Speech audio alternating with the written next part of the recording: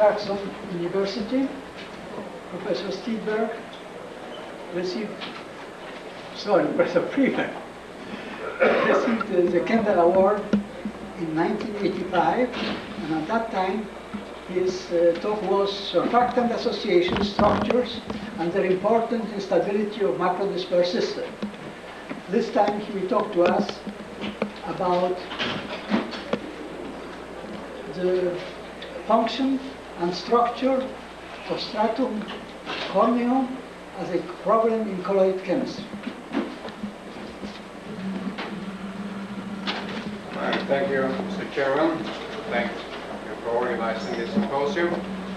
Now, first slide, please. What I really want to talk about here is an amphiphilic association structure that we have in the biological system. What I really want to impress upon you is that once you realize that we have such a structure in the system, then we will be able to, by using the methods of these association structures, to solve problems that before we had a knowledge seemed very puzzling indeed. This is the real message of this lecture. Because I think that these association structures exist much more in biological systems than we are aware of right now. So the biological system is the skin. Next slide, please. And the skin has several functions. It is the defense against dehydration. And I would like to emphasize this fact that this is a very efficient shield to dehydration on the bottom. Scrape off 30 microns of the top of the skin and death follows within 4 hours due to dehydration. It's an enormously efficient barrier to dehydration and also cause to water uptake against chemical agents and biological attacks and so on. Now the structure of the skin is organized so that all the biological phenomena takes place in the lower part, in the dermis, while this defense is in the upper part, the epidermis. Now the epidermis, next slide please, is a structure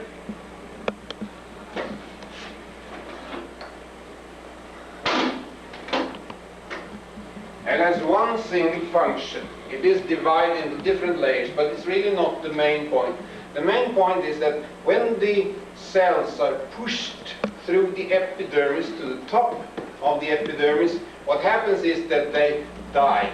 All the proteins that we have in them with different functions are now gathered into keratin particles, and these keratin particles are then embedded into a lipid matrix on top. And because this very thin layer, 30 micron thick, now has the defense against dehydration, has been an enormous amount of research done to find out why is it such a good barrier.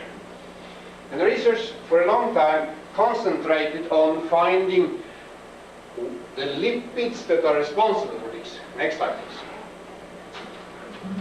We find that about 10% of the stratum corneum are the lipids, and the fact is that all defense functions I've been talking about are centered in these lipids. This meant that the research concentrated on finding what is the specific lipid that takes care of the barrier to water penetration. Now, the structure of the stratum corneum, next slide please, we can follow from electron microscopy. Could you focus? Thank you.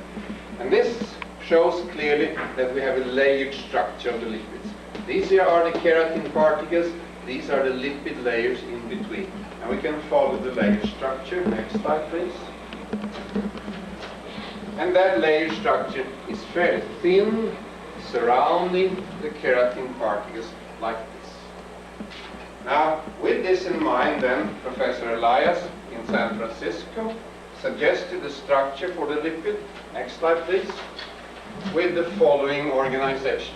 He said that these lipids that are the matrix in which the keratin particles are embedded form a layer structure as shown by the electron microscope.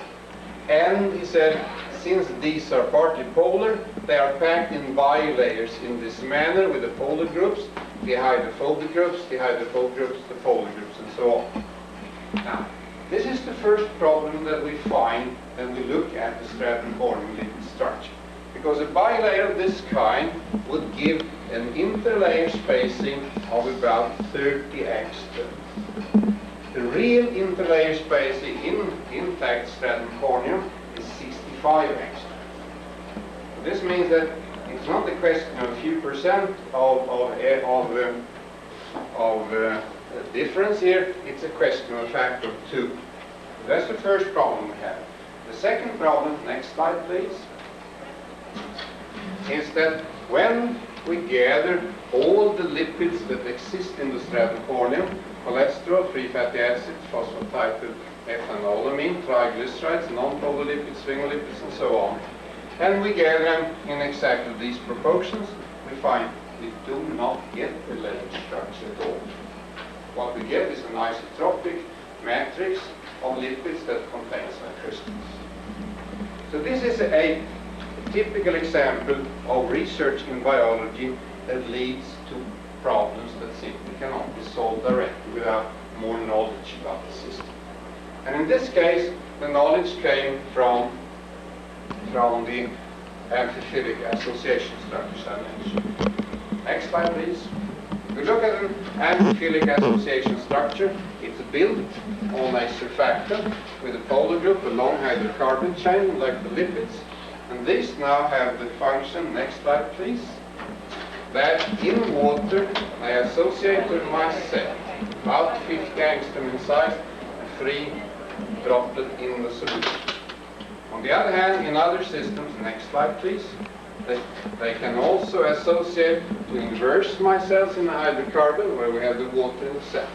And more importantly, in other systems we can form different kinds of liquid crystals, hexagonally packed cylinders and a lamellar packing of the cylinders like that.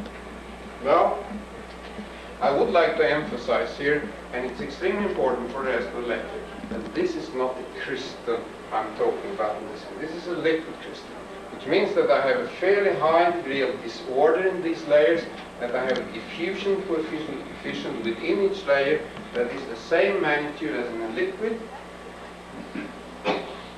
and that we have water layers between the polar groups here. Water layer, polar groups, hydrocarbon chains, polar groups, and so on. Now, next slide please. If we now look at the lipids of the stratum corneum, we find that we have about 20% of free fatty acids in there. And of course, free fatty acids are free fatty acids only if we have a very low pH value. pH 2 or 3, we have free fatty acids in the system, and at that point, we don't have an interaction with water. On the other hand, if we have a very high pH around 8, then we have formation of soaps, and these are soluble in water in the form of micelles. But what is important for the stratum corneum structure and the lipid structure of stratum corneum is that at an intermediate pH value, that value that we have in stratum corneum, in the range between 4.5 and 6, then the free fatty acids do not exist as free fatty acids, nor do they exist as soaps. Instead, what we have is a combination of soaps and free fatty acids.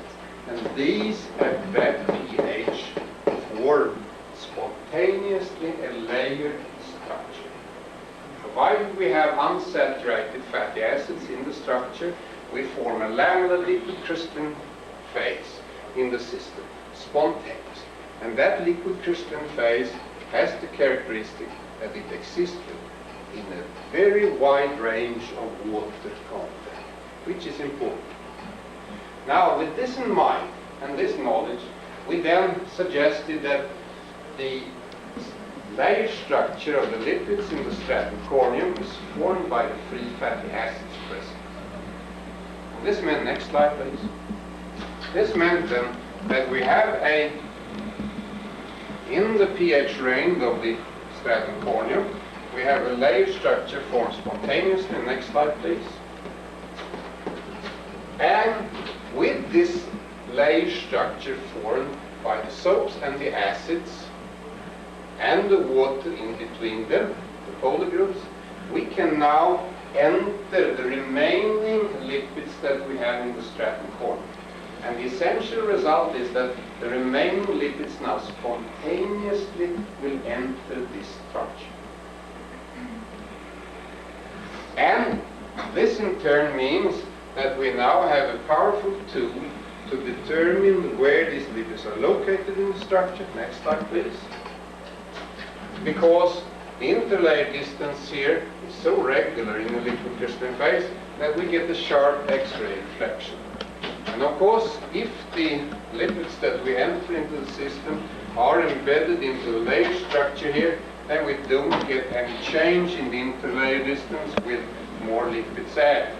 On the other hand, if some of the lipids are located or localized between the CH3 groups in the laminar structure, then we'll get an increase in the interlayer spacing from the X-ray. Now, this means that we now can take this model, we can put all the lipids of stratum corneum into it, and we can compare the X-ray diffraction pattern of that and that of natural stratum corneum. And when we do that, next slide please, then we find that we don't get 35 angstrom interlayer spacing, we get 65 angstrom interlayer spacing of our model, and it agrees exactly with the one that we have from natural stratum corneum. So I think there we have solved the first problem of this phenomenon. We have shown that we can easily here, by using the amphiphilic association structures, we can create a true model of the lipids in the stratum corneum, and that model then reflects the real structure of the lipids we really have in the skin. Now, of course, we could argue here that these 65 angstrom are formed because we have some proteins present, but as a matter of fact, when we extract the lipids from the system, then we lose that reflection at 65 angstrom. So I think with this, then, we have shown the first solution to the problem, biological problem, by using amphiphilic association structures. We have shown that we can get the correct structure here just by knowing about micelles and lipid crystals and such things from the simplest possible system, a fatty acid salt water system. I would like now then to say a few words, next slide please, about what this leads to. What kind of other consequences do we have of this model? Now first let us look at transdermal water transport, because that's very important. The other thing is water uptake, because everyone knows that we should have water uptake into the skin for it to look beautiful. And then finally, a purely biological problem, the essential fatty acid deficiency syndrome. I'm going to quick review of these three problems here. The first one first. Next slide, please. We look at transdermal water transport, and we use our model here. Now we find something. If we use just the lipids, spontaneously formed layer structure we have, we look at the water transport through it, we find one thing that is essential for the continued reasoning, and that is that the search for a specific lipid being responsible for the barrier to water transport through stratum corneum could not be a success, because there is no specific lipid that's responsible for this transport barrier. Instead, what we find here is that if we use the complete model, we get the diffusion coefficient that is very similar to that in stratum corneum if we take into consideration the structure. On the other hand, if we just take the fatty acids and no other lipids in there, we get the diffusion coefficients that's very similar. So this means that it is not a specific lipid that is responsible for the barrier to transport through it. It is the fact that it forms a layer structure. And furthermore, and I think this is pretty essential, it is a laminar liquid crystalline structure. Because if we use saturated fatty acids only, we don't get any barrier to water transport whatsoever. Instead, the water transport there is the same as if we had a free water surface. So this means that the laminar liquid crystalline phase explains the barrier to water transport very well. We need the organization of the lipids, we don't need specifically.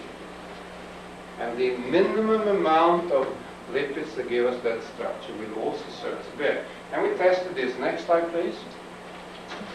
We tested this on reorganized, reaggregated stratum corneum because it can be reaggregated. And if we use the natural lipids, you can see here, this is the penetration coefficient, you can see how similar these are. Natural lipids, complete model, fatty acids, lamellar liquid crystals, and this is any lamellar liquid crystal we can put our hands on. And this is actually an hexagonal liquid crystal phase with a different structure.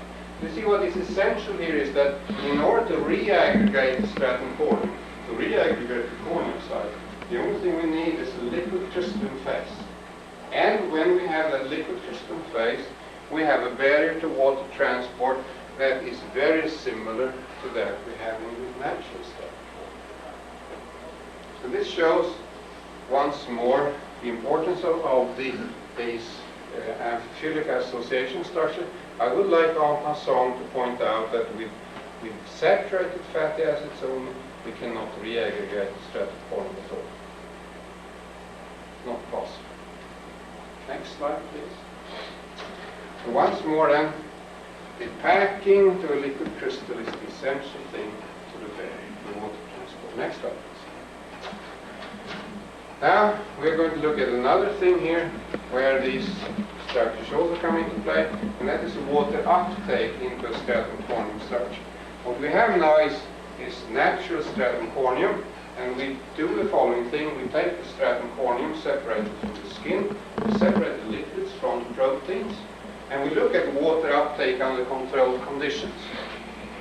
And then we find that the corneocytes has a water uptake like this. It ends up at about 25%. The lipids separated have this uptake, so the lipids take up more water than the proteins do. And then, of course, when we reaggregate it, we take them proteins and 10% of lipids. We should get the curve looking like this one, with about 10%. Am I running out of time? Just focus.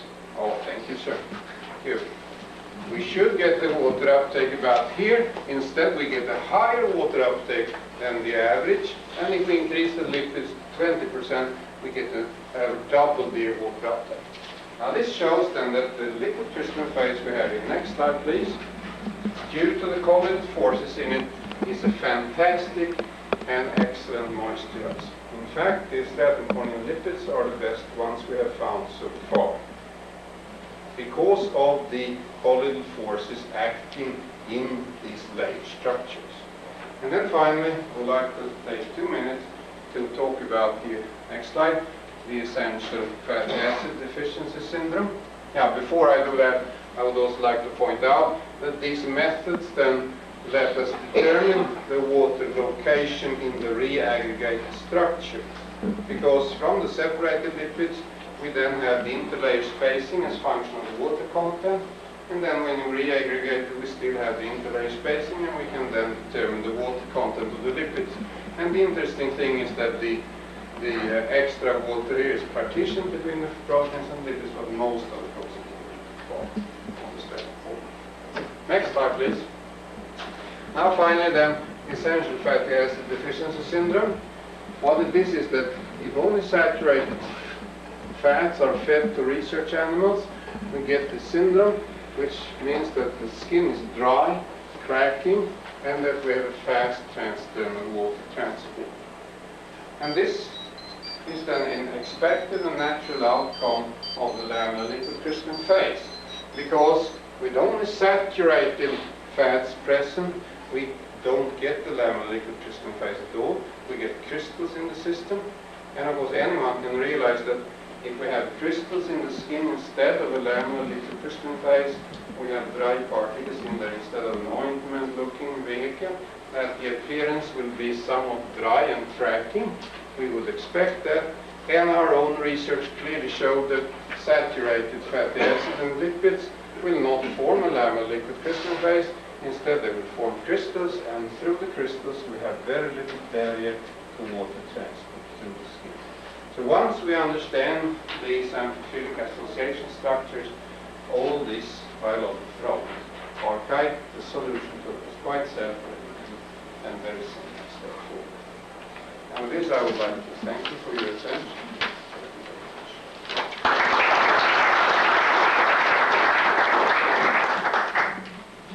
Thank you, Professor Friberg. The paper is open for discussion. I have a question myself. Your diffusion coefficient is through various orientations of the liquid crystal or Random. random? And do you see that corresponds to what happens in the skin?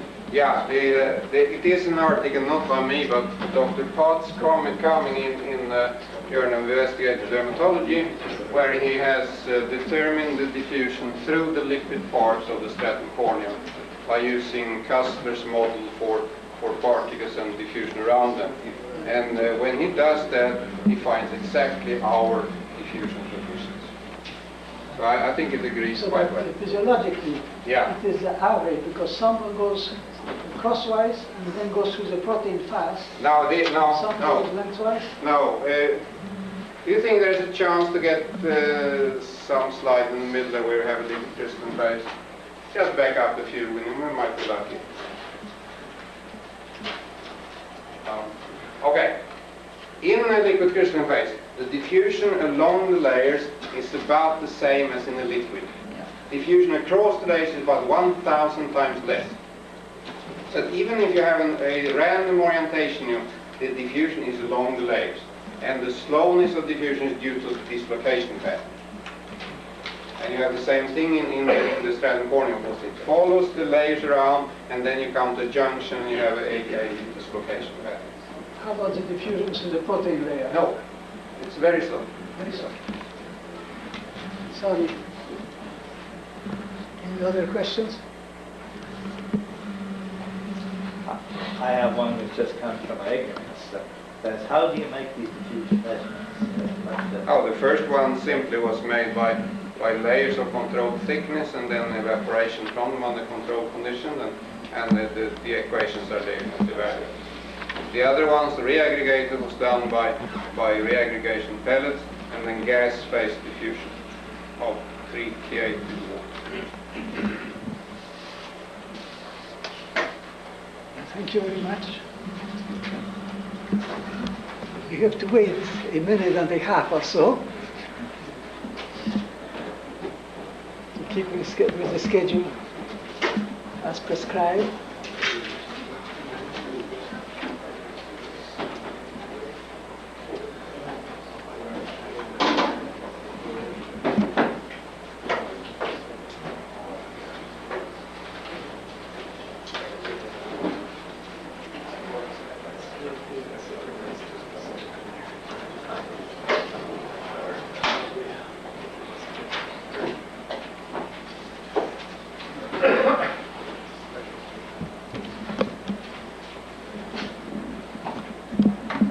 As you might have guessed, our next speaker is Professor Robert J. Good of the State University of New York in Buffalo. He received his Kendall Award in 1976 and spoke then about the surface free energy of solids and liquids, thermodynamics, molecular forces, and structure. Today, his talk will be, he is a co-author, C.J. Van Os, and his talk is going to be on acid-base theory of surface free energy and contact angle.